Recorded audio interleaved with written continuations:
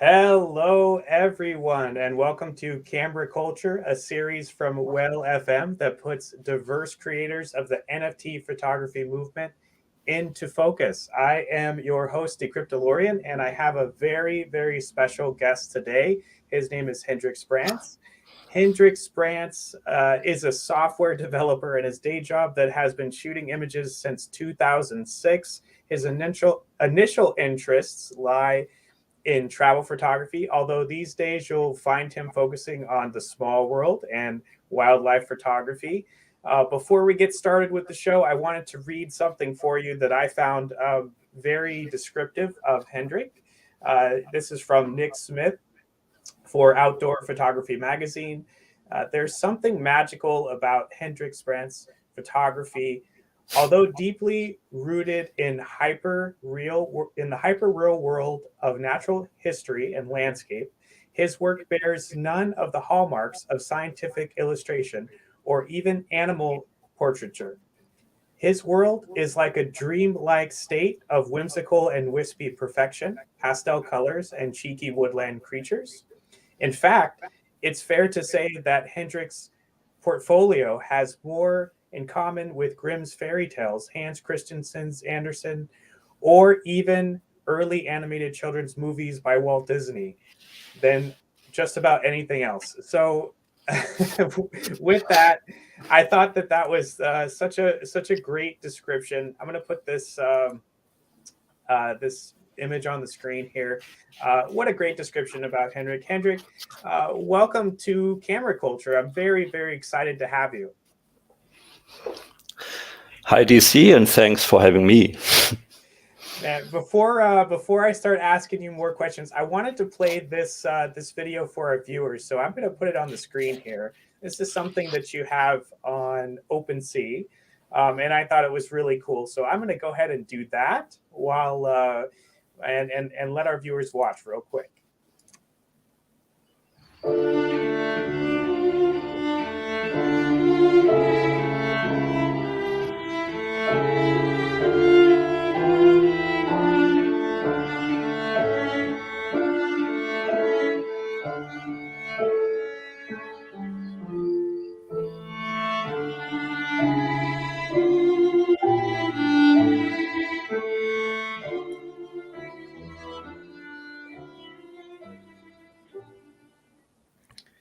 Wow, I am so inspired by your work, Henrik.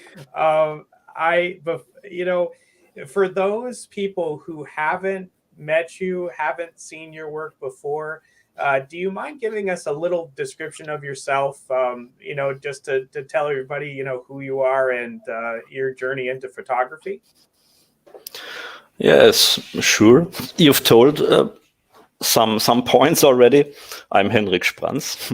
I'm a German based in Austria, and I've studied informatics and graduated in computer sciences and all this stuff.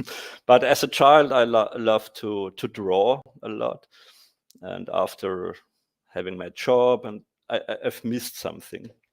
There was something lacking in my life, and I need to be creative, and thought perhaps photography could be something for me. And I've started in 2006, and with landscapes. I've been in Iceland, and I don't know, I've from 8,000 photos from Iceland with my ultra wide angle, I could throw away 7,950. And after all these fails, I tried to train my skills more and try to learn about things about composition. And very soon I found my interest in the small world. And yes, and after doing macro photography like usual, I mean, usually you do it, you have your subject and a very kind of clean background usually, and that's the end. And sometimes I'm shooting my macros in the early morning, most of the time when the butterflies are still roosting. And so you have a little bit more time and they're torpid, they don't move. And I've been experimenting and I've seen, oh, this looks strange, this looks different. And then next time you try it a little bit more in this direction. And I'm always shooting with open aperture. And yes, and I've learned to fill the negative space around the subjects with an abstract form of their habitat. So this is what I like to do. Wow. I'm so glad that you mentioned informatics. I'm also in informatics. Oh, poor guy. I know. I'm very sad about that. But I do share that with you. So I am curious, and apologies for a very selfish question for me. Do you think that informatics has, in your study of it and your practice of it has in a way helped you develop your style when it comes to being creative or in your photography? Nope. No, I love it. I don't think so. I don't think so. Oh, that's fantastic. I love that. I think it's really a little bit more the child inside that always still loves the fairy tales, and could be that's a part of this style, photographic style. Wow. Well, we definitely share the love of fairy tales, and I just want to show people. So on the stream or the screen right now, you will see a lot of Hendrik's work, and this work is so would I like to say whimsical? Would you say that that's a fair description of a lot of the shots that you take? I can live with that. It's okay. Right. I absolutely love this type of style, and I love the way that you capture creatures and the looks they have, and the even when you capture flowers and you have that fade in the background, almost this particular shot here is something I absolutely love.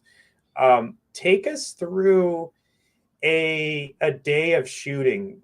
So like the average person is probably wondering, okay, what does Hendrik do when he first wakes up? No, I've need to, for such a photo, for sunrise photos with flowers, it's good to be there a day before to find flowers still pretty like this, like those here, and check the situation, check how their position on the hill, so you can find the right point of view. And there are apps like Sun Surveyor where you can check where the sun will go up, so you can check, oh, there could be a chance to get a photo like this the next day in the morning. And the next morning you get up before 4 a.m. then you go there. Wow, that is a lot of dedication and setup. So your setup is very important, and then you're trying to capture that moment. And I think I want to say that you're very, very successful at that. Thank you.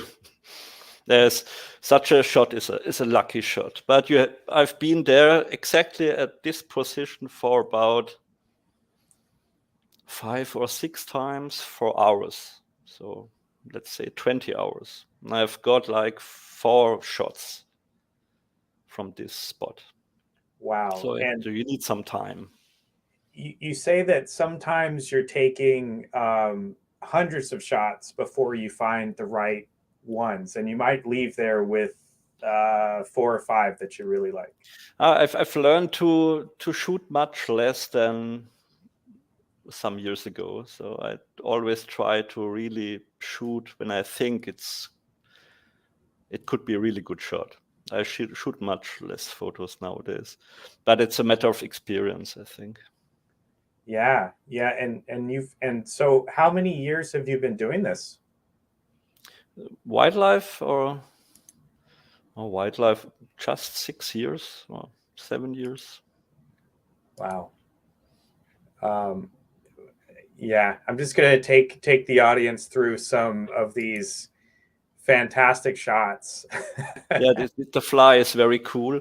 You can even see there's motion blur on at one of its legs, so it looks like it's showing the finger, which I find really cool. It's a very lucky shot, a once in a lifetime shot. I have another one where the fly is sitting on its neck, but I couldn't believe it. Oh wow. Yeah, and so one of the questions that we typically ask is, as a creative, what are your professional or artistic goals that are extremely important to you when you create this work, when you create this experience?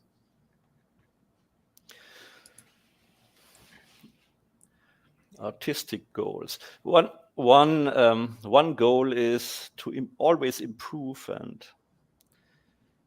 my skills and try to make my images perfect, which is impossible to achieve. I don't want to really think or ever that my photos are perfect, because everything would be dead. I would stop. So it's silly to think you can get to some kind of perfection, but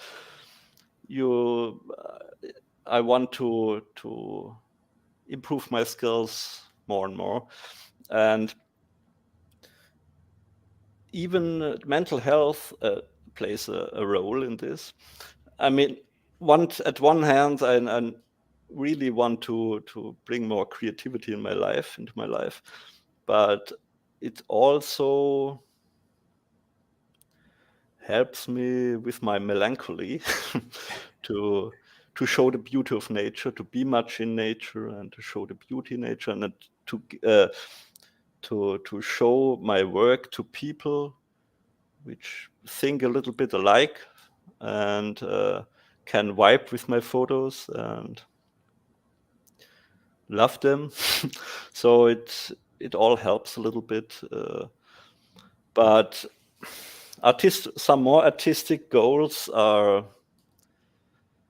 yes, I'm submitting my work to nature photo competitions too, and this is inspiring me a lot too, and I've learned a lot through this because we've already talked about it. Post-processing in such competitions is very restricted, so I need to get my stuff in camera, and they ask for the raw, so there's no chance to cheat, and it trains you a lot to be patient and careful, and yes, and it's motivating me a lot to improve my skills as well. So my commercial goals are, first, if someone collects my photo, I love the appreciation. I don't need it yet to sell for my living, but I would love to shift more time to photography, and perhaps there could be some commercial goals as well because of that. Wow. And you mentioned, and this is what I found fascinating before we started the show. We were talking a little bit about, these competitions, and you really cannot edit. Like you said, the post processing process. Yeah, that's a funny thing to say. You really cannot edit these photos that much, so it's been really helping you develop your skills, and I find that fascinating. And you said that they only allow certain things like cropping. Is that right? Cropping, and the only thing you are allowed to retouch is sensor dust. And you can crop. You're not allowed to add or remove any other elements of a photo. You are allowed to do tonal contrast, denoising, and sharpening and stuff, and using curves, adjusting contrast and white balance, but that's all. No filters, no blurring, no anything. So that's, if you have something really disturbing in a photo, like a branch in the background with some light on it, I would throw away the photo, because I couldn't live with it to send it to a photo competition. And I know it wouldn't succeed. So always. So you position your camera and check the surroundings in front of a photo and wait for the moment to happen. I see. And wow, that's very restrictive. And I kind of like that. And I really do understand how your skills will get better when you have those limitations, because you really do need to focus on what is going to be, acceptable in the competition. And I think that putting those restraints on yourself does make you a better, photographer, artist, or, creative, if you want to be called that, whatever label that you want to call yourself. But I think it does help develop those type of skills. Yes, it helps a lot. So it gets you crazy sometimes. I can certainly understand that, that it would. Yeah, 100%. I wonder. So how did you? Well, let's start with this. How did you learn about NFTs? Because you've been doing this a while. This is your passion outside of informatics. I do laugh at that, but yeah. So this is your passion, and how did you first learn about NFTs? Yes, I had a Twitter break for about a year, and when I came back, I've had some Twitter friends like Neil Burnell, perhaps you know him, and Matt Duke, perhaps you know him too, talking about NFT all the time, and I've been very curious and talked with some other people like Dominic Weiss, perhaps you know her too, and Greg Witten and Jennifer Walbrook. All of them helped me to get into it, because I've been so curious what it's all about, and I wanted to check if this is something for me. And yes, that's how I came into that community. So after learning and after seeing a lot of folks those are not by me. Those are from my significant other. You see, we have exactly the same style. I see. Okay. Yeah, good to know. We are very alike in our minds and hearts. So we've came into that together. But has no NFT affinity of any form. I always try to pull her in, but to no avail yet. I see. I completely understand that. Yes, in so many ways, which we could talk about maybe after the show. But so you learned about NFT, photography, and when was this? Was it last year, the year before? It was last year, summer last year. Summer last year. Okay. And take me through the process of your first mint, the goods and bads of what your experience was. Yeah, I've waited for a month until I've started minting. Of course, I wanted to check the situation and to connect with people first and to know what it's all about. And yes, I thought it's better to get into the community first instead of just minting and say eat it or something. So I've minted in November, I think. So after 3 or 4 months. And yes, I'm not a marketing guy. I'm an introvert, and we can come back to that later. And it's not easy for me to do that marketing and to yell around, get my stuff. And I started with shilling first, but I've learned it's not the right way. But it's another story. We can come back to that too later.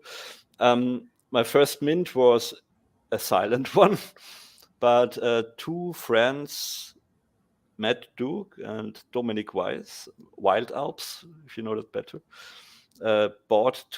collected 2 of my butterflies, and I really loved that, and to feel that support, and it kept me going.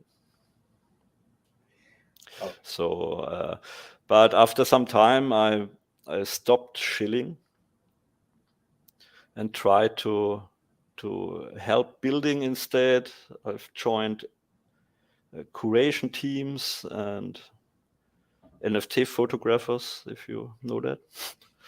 And yes, I think that's the way to, instead of just do those blind shills.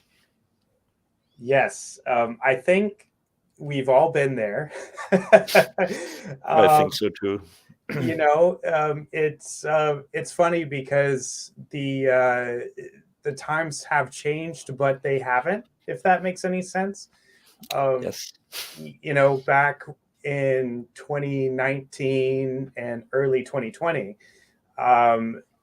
it's the same things you see over and over again. The difference now is you do have a lot more of the Twitter Spaces and, of course, the Clubhouse. The audio and the way to engage with each other is a lot different than it was 2-3 years ago, which has changed things a bit. But I think all of us have been to the place where we're trying to get our, no matter how we are in the real world, we're trying to be, kind of get our foot in the door in this different space. And it's hard. It's hard at first, and you really don't know what to do. And I think we all kind of fall into that I guess shilling trap, if you will, to try to get noticed, because you want your work to get noticed. You want people to look at it. You want people to see you, but it's hard to do that in this type of space.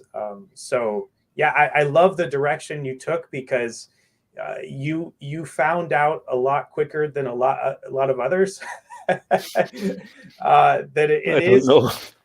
Well, I mean, you've come to the conclusion that building and being a part of something and making relationships is the way, versus maybe sending a tweet and seeing what happens. I like that. I love that a friend of me, Tara, a Workman, I think you know her. Yes. Has collected this one. I've been really happy. This is a ICM double exposure. So I've used two exposures, one with this movement and one with this movement, and you need a good location, a very good location, and a good light to do something like this, and some tries. So talk to me a little bit about this piece, because that technique is very interesting. So what are you layering those 2 pieces together in Photoshop? No, it's in-camera double exposure. Oh wow, that like is awesome. analog times, like in analog times. It's the same principle, and it's easy to learn, but not so easy to master. And yes, you need some experience and some tries and errors. Wow, And you doing just blew such my double mind. exposures can be really frustrating, because they look good in the tiny little display of your camera, and when you go home and look at that work on your PC, and you think, oh my god, it's catastrophic. Because you couldn't see that it's much more I don't think I don't know how to tell it. My words fail me the first time now. Yes, it's not the layers, the two exposures don't mend together or melt together. So, but in this, it worked quite well, and was very happy. It was a really wonderful sunset in Tuscany, and most people would have shot something on 100 meters away and at the beach, and I've wanted to make double exposures in this pine forest. It's a wonderful forest. That is so. My mind's a little blown here because I I don't know if I love putting together shots that I've taken and merging them a bit. And this technique is very, very interesting to me that you're able to do this on a camera. And I'm Yeah, it's cool. It's really cool. I don't think the one is better, or I don't say I hate those photoshopped double exposures. No, but what I want to do in those photos is that it's still a moment in time that I'm capturing. That's what I want to do. wow. So I love to do it in camera. Yeah, I am so blown away by this. It because this is I love this type of stuff, honestly, and knowing that I'm just completely blown away. So thank you for expanding my view of everything at this point. Thank you. Wow. Oh man. So what I wanted to ask is, knowing, so you've been into the space, and well, sorry, I'm reading a lot of this chat here and it just cracks me up, but I just want to give a shout out to everybody watching. Thank you. And I will get to your questions in a little bit. So knowing what you know now about the NFT space and having been in it for a while, what are some of the biggest challenges that you are facing, and do you have any plans to overcome them? Yes, one of my plans is to be more active in spaces. Oh, I can hear myself now. Oh no. Go ahead and try now. Okay, I still hear myself. I want to join more spaces, and I like to get more out of my comfort zone, because one of the biggest challenges is to speak in front of people for an introvert. And yes, that's why I'm here, getting out of my comfort zone and trying to talk about my work, because many people don't know how I do this stuff, what's going on behind it. And yes, it gets me nervous a little bit to hear myself all the time. Oh, well, that is hard to overcome. So I talk to a lot of people in the space, and that is one of the main issues they have is talking. Some don't have those problems. I know we talked about that a little bit earlier. I myself have those those same problems too, and have for many years. But I think you're doing the right thing. I think you're coming out, and you're here on the show today. So a step in the right direction. Yes, I think so too. In spaces, sometimes I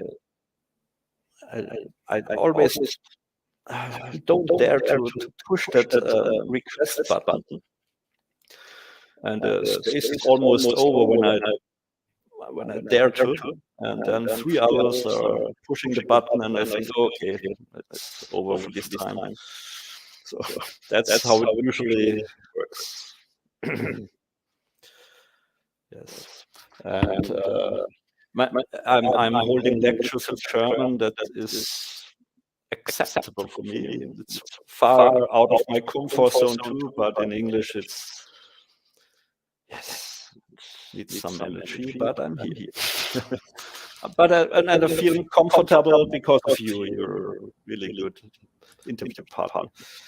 Oh, thank you. Thank you a lot. That does mean a lot to me. Now, I know you're on Ethereum. So you're on Maker's Place. You're on OpenSea. You're on Foundation. Just want to click a few of these buttons here. How do you decide what work to put on which platform? There are historic reasons. I've started with OpenSea because of the lazy minting, which helps a lot when you're starting. And I thought I should put my butterflies first here because it's my main work, I would say, besides the wildlife. And when Foundation, when I've got invited to Foundation, I thought it's a good place for my wildlife, especially when the collection things started there. So I could put my Viennese wildlife collection there. Yes, and when I've seen this tweet from the Wales community and the Maker's Place in white, I needed to try. That's why I'm on Maker's Place. I have an account of known origin too, but I've never minted something there. Sure, so I've been accepted, and I I decided to put my one genre there and the other there. And besides that, butterfly on Maker's Place, perhaps it's very special photos. So I think it's okay to put it there. Yeah, and so you've actually traveled from Ethereum over to Tezos as well. What has been your experience? So now you're a multi-chain NFT photographer. Yes, which is awesome. I wanted to start with Tezos, but when I was about to mint there last year, Hen was dead. So I've stopped and minted on OpenSea. I see. So when I've seen I could come back to Tezos, and I wanted to try it at least with my flowers, because I've never minted flowers somewhere or landscapes. So I thought it could be a good idea. To put my first editions there. I think it was a fantastic idea because I have collected a few of them. So I'm very excited about having you on multiple platforms. How was your experience using the different wallets and the different crypto type stuff? Did you find it hard to get into one versus the other, or did you find it pretty easy now that you're kind of getting into it, and then just kind of the transition was kind of easy? I've needed some time when I've started, but Tesos now there wasn't any problem, and was really smooth to start on object.com. So I don't see any problem. When I've started and gas prices, and I don't know, I think everyone has minted a photo paying way too much because of gas prices. So I don't think I'm alone with that. But I always, when I've been talking about my significant other, Perdita, one of the reasons that she doesn't want to come into the NFT community or on those markets is the technical stuff. So I think some things still need to change to get more work, perhaps even to get more collectors here as well. So it will need some time and effort. I do agree with you there. Some of the people in the chat are saying they're getting a little bit of an echo, and I'm sure you're probably experiencing that too. Yes. Maybe there's a setting that you need to change. While you're doing that, before I ask some questions from the audience, I'm actually going to do the POAP. So, folks, if you have the POAP app, which hopefully you do, you're going to be able to get a POAP today from Henrik, and it's fantastic. So what you do is you want to open up the POAP app on your phone, and you want to go over to the right-hand side, and there's a secret word with a key icon on it. So you hit the little mint button, go to that key icon, which is a secret word, and you have to type in a secret phrase. So you're going to want to have that open, because I am going to give you the secret phrase in approximately 30 seconds. 30 seconds. And the secret phrase is small world. So if you've been looking at a lot of Henrik's work, it is, we talk a lot about the small world, and you're going to want to get typing and type in small world. And so go ahead, Henrik. Let's see if your audio has fixed. Go ahead and give me a test, and I'll ask the audience if it has. Test. No, I can still hear myself all the time. But it changed when you were going to Discord at some point, I think. Okay. I didn't change anything. Okay. Folks, is it better? Tell me if it's better. Test 1, 2. Test. Better, worse? I've quit Discord. Okay. Okay, well, Rune says it's worse, but I don't really trust him.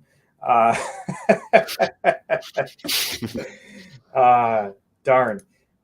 So I recommend folks to try different avenues. Go on to YouTube, and cancel Rune. Obviously, the lifestyle is still there for everybody. And you can go to Twitch as well. See if it's better there. I apologize. Sometimes we do get rugged by different technology. It just is. It's just what happens. So unfortunately, that's how it goes. But we continue on because we are professionals. So I had a question from Mr. Rune. Speaking of him. And he asked, "What's your?" Because we've seen these setup shots from you that look like, you're like you're prone, right? Sometimes you're laying down on the ground, and you have this huge lens. It's just like, wow, and the setup is so cool. He wants to know what camera and lens you use for these type of images. At the moment, I'm using. By the way, I've just checked if there's the microphone of the camera is turned on, but it isn't. I don't know where this echo comes from. The camera I'm using is the Canon R5, and it depends. For my wildlife, I'm either using the 400 and 2.8, or my Sigma 120 to 300 2.8. That's the stuff I'm using usually for my wildlife. For my macro, I use a really big 180 millimeter macro with 2.8 aperture as well. It's really heavy, and I usually shoot from tripod. And what I wanted to mention as well is, because I'm shooting on tripod and using live view for manual focusing, what I've seeing on my live view is a movie. So I've thought, why do I only make photos when I can do a movie of the scene I'm shooting and put together little videos at home? That's what I'm doing now as well. And I started to do them just for myself, and later on I've showed them to people. Most of the people like them, and if they like my work anyway. And when I'm having an exhibition, sometimes people came and told me, that's all Photoshop. And I said, no, it's not Photoshop. They do that in camera. I don't believe that. And so, wait a minute. And I hold I've got my pad, my tablet, and showed him a movie. And there was silence. I loved it. Wow, I love that when you could go to an event and people see your art and they say something like that, and then you're like, nope. It's almost like a compliment to your work, because honestly, after you told me that you've been practicing this without doing a lot of post processing, it's quite fascinating what you're able to do without Photoshop, because that's all that I do. And I've been trying myself to get out there, and I thought maybe it'd be cool to do, an unedited collection of photographs, maybe curated on a theme. But wow, it's very inspiring to me that you're able to accomplish this without a lot of editing. It just makes me very hopeful that I could do that too. Everybody can learn that. So. Wow. I've on Instagram, some people started to do the very similar photos, but they learned it by themselves, so it's possible. So I had another question from our friend Rune. And if you're in the audience and you'd like to give me a question, you could either tag me. So I am watching the chat now, or you can tell Rune, and he could send the question to me. So there's that. He asked, when you do your double exposure shots, what shutter speed are you using? Oh, that depends. I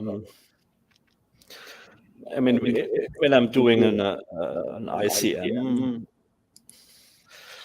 what am I doing usually? It depends on the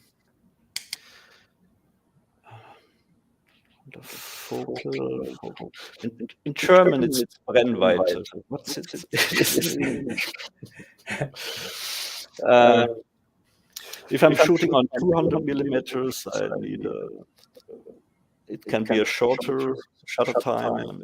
If I'm shooting at 70 millimeters, I need a longer shutter time. Most of the time, it's about half a second for my ICMs. I do them quite quick. So, yes, most of the time, it's around half a second. Wow. For my ICMs. So, those of you listening, English is not Hendrik's first language, and he's doing an amazing job. Because there are times English is my first language, and he does a lot better job than me speaking. A lot of the times, Henrik, you're doing a fantastic job.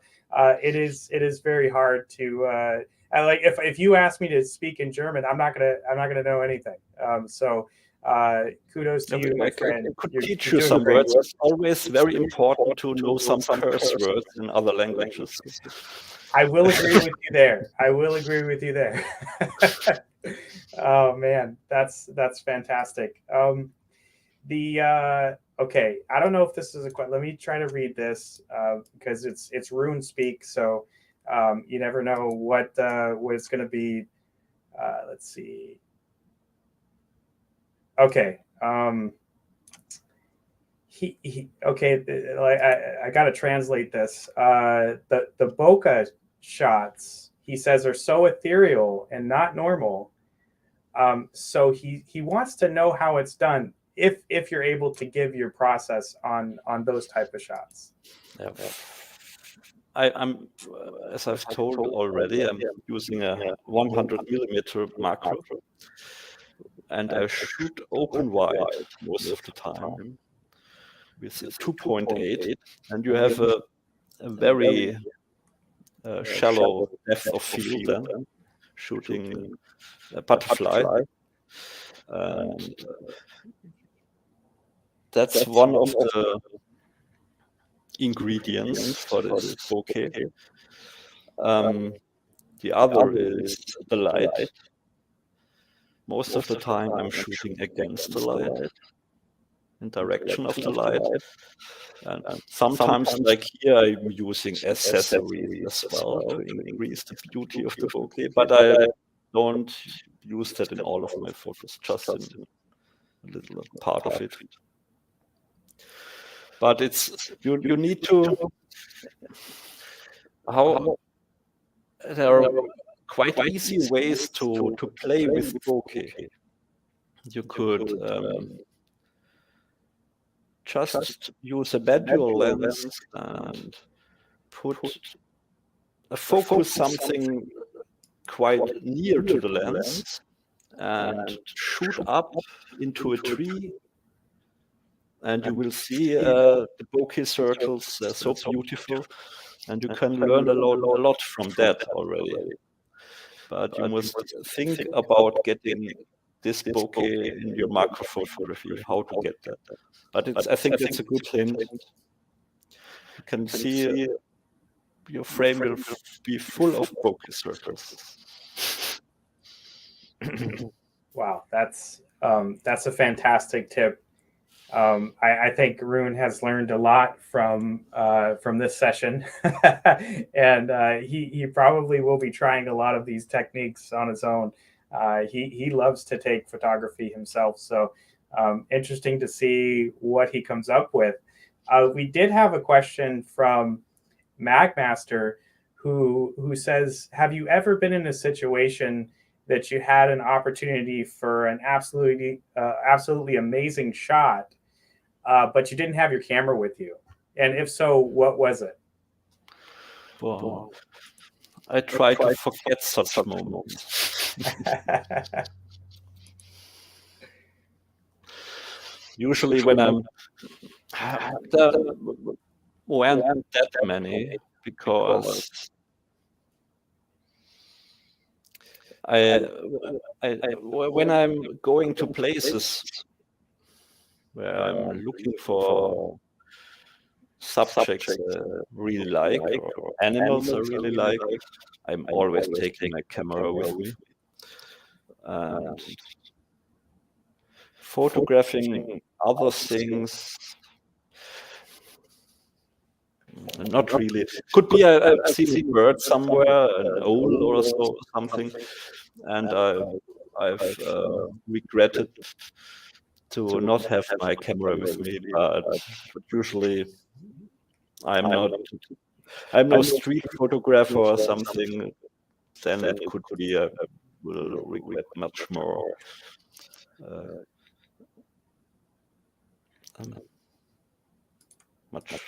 I don't know. Okay, I'm stuck. No, I think you got the point. We definitely did. That's definitely a good point. I like that. So do you, when you're out and about, are you always with your camera, or or your camera nearby? It's I'm most of the time I'm shooting at sunrise, and I rarely go out for sunrise without my camera. So it's a rare occasion. I'm out at 5 o'clock, 5 a.m. and without my camera. Wow. This shot is very special to me. It was awarded too. But what was so special was that I had a similar shot in mind and needed to wait 2 months for snow. And on the first time, when the weather forecast said it will be snowing, I took a day off and driving to a forest I know, and it was such a lovely snow flurry.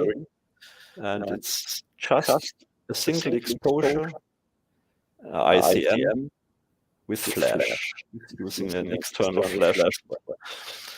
I wanted to make an ICM and see those trees blurring, but I didn't expect those fine lines of the snow there.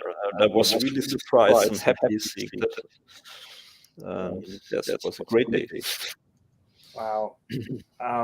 It's so interesting to me that you have this vision in your head, and you have to wait a few months to put it together, and then you come up with this amazing shot. And I do agree with you, the lines are just unbelievable, and the technique and the camera, that I have to say is so fascinating.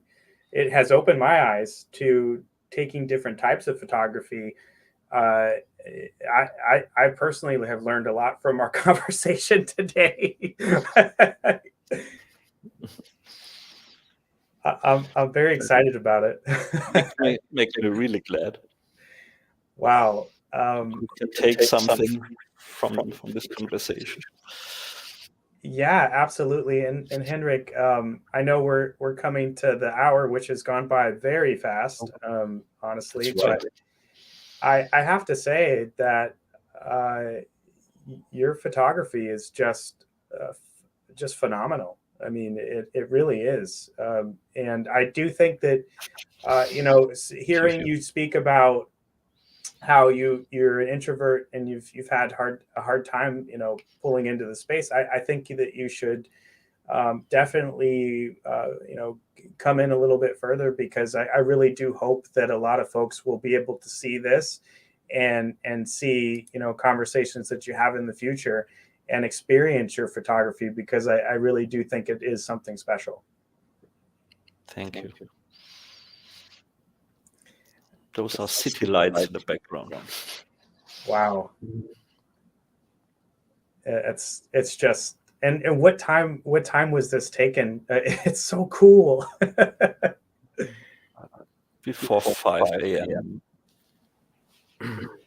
Wow. In the very early spring, so getting up before 4 a.m. is very usual. And I hate it sometimes, but it's worth it. It absolutely is. And the composition is really, really good. And you have really there's a meadow, a hill full of flowers. Perhaps there are 2 or 3 groups of flowers on this whole meadow you can photograph like this with the city lights in the background. So it's really need some time to find them, the right ones. And your experience is helping you a lot to find them. Wow. It is so cool. Yes, and here you can see the upper one is an undeveloped RAW imported with standard settings, and the lower one is the final photo that didn't happen that much.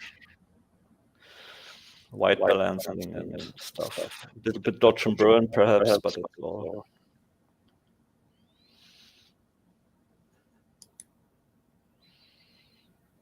Yes, this is out of Cam 2. Wow. So tell us a little bit about how this effect works. Yeah, it's those bokeh circles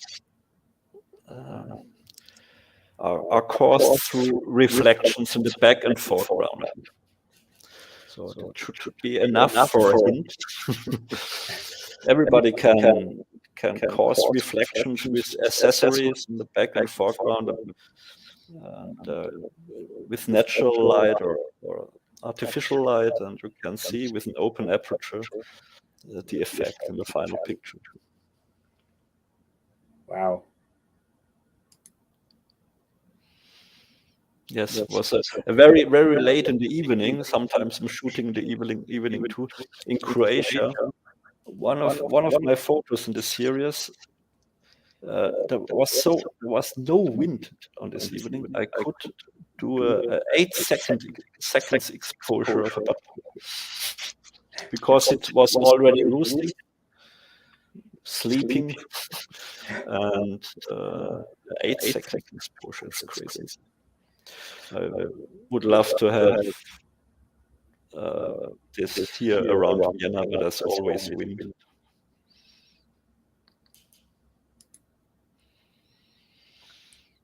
Yes, I really love to do sunrise photos of butterflies, and you can't get this big sun bokeh circle. That's really the rising sun in the background without a long lens and a wide aperture. It's impossible. Wow. And with this monster from Sigma, I'm no Sigma ambassador anymore, so it's no marketing here. You can get this big bokeh circles, and I love that. But if it's windy, and this was around Vienna, and it was windy, and the flower is going like this, you can get really crazy. I still love this shot. It's sometimes I'm going to Tuscany in end of October, start of November, and I can find praying mantises. And you can see the colors are autumnal already, and I wanted to do such an autumn shot with a praying mantis. Still like it very much. Yes, this was in Tuscany too. You see a very low point of view. I'm shooting with a beanbag most of the time, and I'm shooting against the light. That's where all those bokeh circles come from, and the open aperture again. Yes. Wow. Fox was noticing me. I guess so. It's so hard to capture. I mean, we have fox around here. It's so hard to capture one in the daytime or in the morning in this area. And wow, what a shot! And it was in the evening. Oh, it was in the evening. Yes, and early evening. Yes. Wow, and the fact that that they detected you is so cool. It's so cool. Wow. Henrik, this has been fantastic. We appreciate so much having you here with us and Thank you. sharing all of your Thank you work. for having me. Oh yeah, I mean the pleasure is all ours. I'm so glad that you came on the show. Really, it's been awesome, and there's a lot of folks that were very excited to be able to see your work, and the audience they're still chatting, they're still sharing your work. Um, Okay. it's amazing. Thank you. I wanted to ask you a final question before we take off. And those of you in the audience, please go follow. We're going to put some links in the chat. So go follow Hendrik's work and definitely check it out so he's on, of course, he's on Twitter, he's on OpenSea, he's on Maker's Place, Foundation. He's also on Object, which is Tezos based, and does quite a number of amazing shots. And so please go and follow, because it's worth your time. I promise you, to see this master's work, to be quite uh, it's just quite amazing. But Henrik, before we go, please tell us what's next for you, and anything that you want to tell the audience. After the interview, I will go faint. I don't know what is next.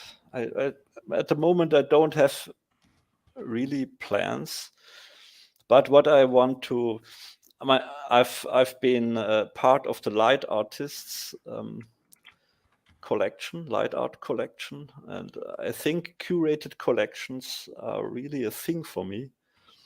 But I don't want to just be part of collections. I want to be a curator as well.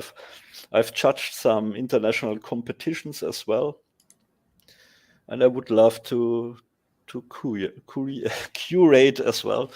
And yes, I think that could be a thing I'm good in, and I want to do that. It's way better than shilling is to have a project.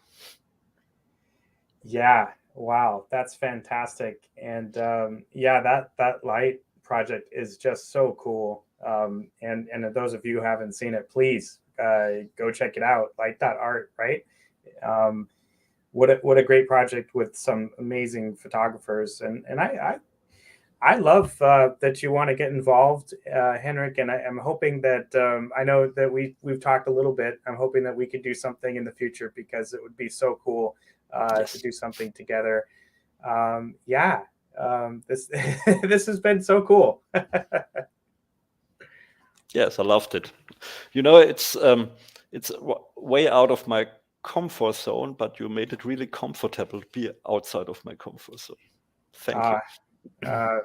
I'm so happy to hear that. Wow, what a great compliment. The eco is gone. That's great. It's over and the eco is gone. We have figured it out. Okay. it was, I want to say it was rune related, but it wasn't rune related. So we can't blame him this time. But I did figure it out with the help of our friend Zorro. So the light bulb has gone off.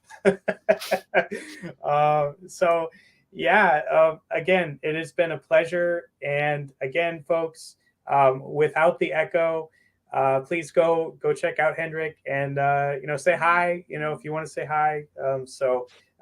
Very excited to see what Henrik does and where he goes next.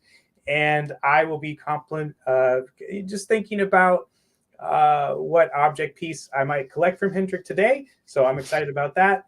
And yeah, it's been a pleasure, and we really do appreciate you tuning in. And those of you who got the POAP, great job, because I do think we POAP'd out, if that is even a word.